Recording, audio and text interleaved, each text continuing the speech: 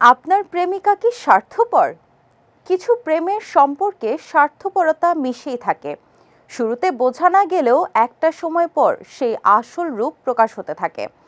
অনেক ক্ষেত্রেই আপনার প্রেমিকার বিভিন্ন আচরণে বুঝতে পারবেন সে আসলেই স্বার্থপর কিনা। বিস্তারিত থাকছে ডেস্ক রিপোর্টে। প্রেম মানে একজনের ঘাটতিগুলো অপরজন পূরণ করা। প্রেম মানে একে অন্যের ভালো লাগা মন্দ লাগাগুলোকে গুরুত্ব দিয়ে পাশে থাকা। কিন্তু সবাই কি জীবনে এমন সত্যিকারের সঙ্গী খুঁজে পায়?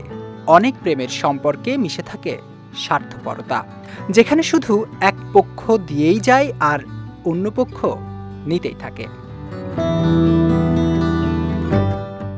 রেস্টুরেন্টে গিয়ে খাবার অর্ডার করে দুজনই খেলেন, কিন্তু বিল দেওয়ার সময় শুধু আপনাকেই মানিব্যাগ খুলতে হয়। আপনার প্রেমিকা যদি একদমই বিল না দেয়, তাহলে বুঝে নিন তার আচরণ অনেকটাই স্বার্থপরের মতো।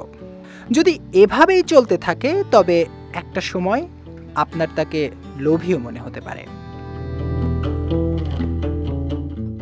প্রেমের সম্পর্কে থাকে উপহার আদান প্রদানও। আপনি তাকে বিভিন্ন উপলক্ষ কিংবা মাঝে মধ্যেই নানা উপহার দেন, কিন্তু সে কেবলই নেয়ার বেলায় উপস্থিত। তাহলে বুঝে নিন আপনার প্রেমিকা একজন স্বার্থপর নারী। এরপর থেকে আপনিও আগ বাড়িয়ে উপহার দেবেন না, বরং তার জন্য অপেক্ষা করে দেখুন সে আপনাকে কি দেয়। প্রেমিকা মানে সুখ এবং দুঃখের সঙ্গী।